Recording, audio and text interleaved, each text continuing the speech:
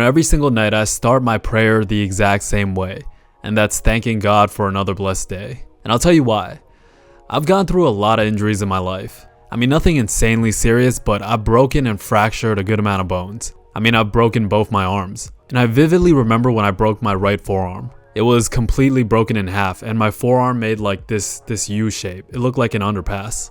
I've gotten like a countless amount of cuts. I almost lost my ring finger in like a really stupid way. And I remember too, I got out the car really fast and I slammed the car door on my own finger. And then I pulled on it, not realizing that it was stuck. And when I pulled my finger out, there was a gash that was bleeding profusely, and there was like a piece of flesh sticking out that looked like brain matter. I was more scared to tell my parents than to actually fix my finger because this was like 2 months after I got a cut on my forehead.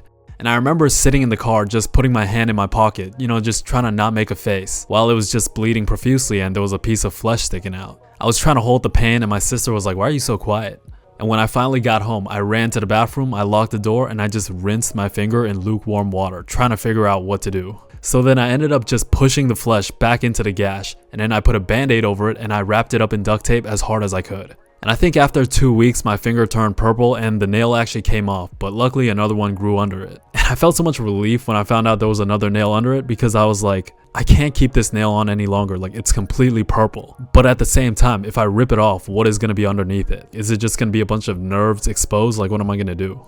But yeah, parents had no idea, didn't tell anyone, I just let it heal on its own. And I could go on and on, right? I fractured my ankle playing basketball, I fractured both my wrists in boxing, I've broken my knuckle, I've dislocated my finger in the middle of a basketball game, popped it back in. But basically I've gone through a lot of injuries, right? But I could absolutely say that there was absolutely nothing worse than the 10-day period where I was the most sick that I ever been in my life. Whether I actually legitimately questioned whether or not I was dying. And I wasn't being dramatic, like I was in college at the time and I was going through every single symptom you can possibly think of all at once. I was coughing, sneezing, had a sore throat, felt like I was swallowing a knife every time I swallowed. Pause. I was throwing up, I had non-stop headaches, coughing profusely to the point where I couldn't sleep. I had chills all over my body, like this was like the flu times 100, like the flu on steroids, like the flu on Bradley Martin. I don't know what my white blood cells were doing, but they were not working. And I remember on like the second day, I was up at like 6 a.m. because I was up all night. I was just staring at my phone waiting for Ralph's to open. Just completely drenched in a cold sweat, coughing, like I was barely alive. And I remember I went over a speed bump in the parking lot and I had to get out the car and throw up. Like that's how nauseous I was. And there was this one specific moment throughout that entire time that I was sick where it was like 4 a.m. It was either the third or fourth day. I was up for like 35-40 hours because I couldn't sleep because of the coughing. And I just needed to do something to change the way I felt, like just some different type of stimuli. So I ended up taking a shower. And I turned the water as hot as I could and I put my head up against the shower wall and I was just praying to God because I genuinely had no idea what to do.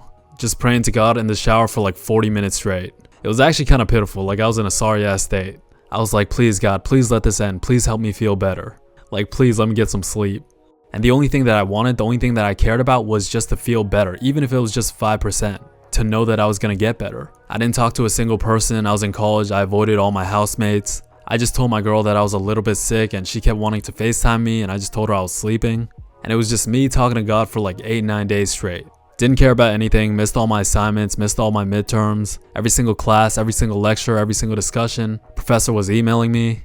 And it was kind of crazy to think about how my perspective on life changed instantly just like that. It was just me eating chicken noodle soup, taking meds, laying in bed, and praying to God for 8-9 days straight. Absolutely nothing mattered other than feeling better. And I forget which day, but it was either the 6th or 7th day where I woke up and actually felt 5% better.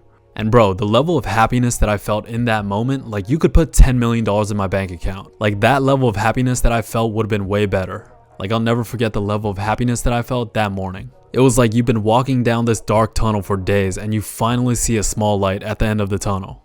And I've etched that feeling into my soul, like that moment where I was in the shower at 4 a.m. just talking to God. Because I don't know what it was that I had, but that definitely was not the flu. Like what I was feeling was by far way worse than any injury that I ever gotten. And because of that moment, I'll never take just good health for granted. Because when you really think about it, it's easy to wake up every day knowing that your limbs are working, you're healthy, nothing's really wrong, and not realize how good it is to just be healthy and physically able. So now it's like whatever happens, whatever I might perceive as bad or negative in my life, I'll always just think about how sick I was in that moment and how bad that felt. And when you're able to reframe your mindset and shift your perspective, you switch your mind from I have to I get to.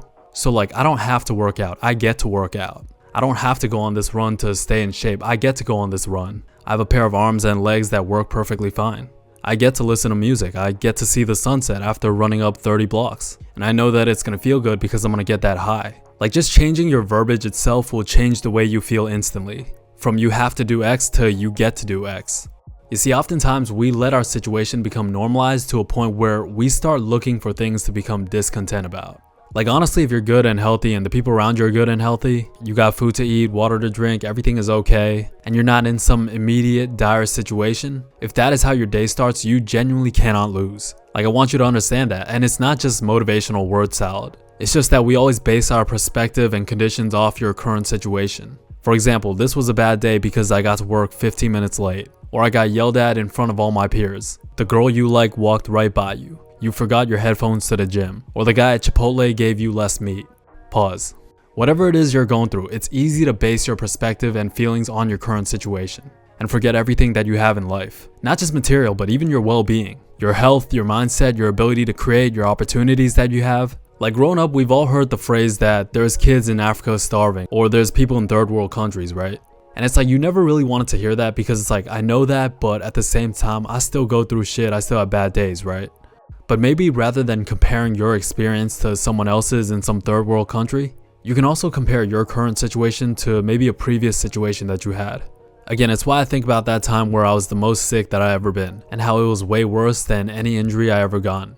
Sometimes you just need something to compare your current situation to so that you can kind of reframe your mindset. For example, it's much better to start from the bottom and then make it to the top as opposed to just being at the top your entire life. Having something to compare that experience to is where you're able to feel gratitude. It's a pretty simple concept, right? There's no light without dark, no happiness without sadness, no pleasure without pain. Even if you're lost, right? You got nothing going on in your life, no friends, no social circle, no girl, maybe you're fat, maybe you're out of shape. Like, you're just down in every aspect of life, right? Try to look at it as a good thing in the sense that you're blessed to have the opportunity to write the best story you can ever write. You got this blank canvas in front of you or this empty book and you get to write your story with all the tools you need. Like, there is an aspect of that that's genuinely exciting. Just being at the bottom of the mountain and you're gonna start climbing. That's exciting to start from zero because no one cares about the story where you're almost there or you're halfway there to the top. They want to see the climb from the bottom. That's what makes a story exciting. That's what makes a movie exciting. And then you look at all the challenges as blessings along the way as opposed to just being given to you. That's what's going to make you the best version of yourself by having that opportunity. They say that your mind is a terrible master but an excellent servant, and this is another example of that. Being able to reframe your perspective. Something else that can help is looking at things on a macro level. And this is where I implement the mentality of everything has an ROI depending on how you take that experience. Whether you got fired, whether your girl left you, whether you lost relationships or friendships and you're back to square one. Every single one of those negative experiences can be taken as an investment. Because when you think about it, a majority of life is really just how you react to those experiences. This is when your mindset is the most powerful. When you're able to control your mind, you're going to be able to curate your life to your desires by bending reality by reframing your perspective. And when you start to do this over and over again, your reality starts to catch up to your expectations. Every time you catch a negative thought going through your brain that doesn't serve you, try to make a conscious effort to reframe, reshift, and redirect that perspective. This is the key to having complete autonomy over your thoughts and your perspectives. Remember, when you're able to do this, everything has an ROI. Anyways, hopefully you got something from that. A little bit of a motivational yap. Thank you for listening. I love you. I appreciate you. With that said, make sure you stay true. And I'll talk to you real soon. Peace.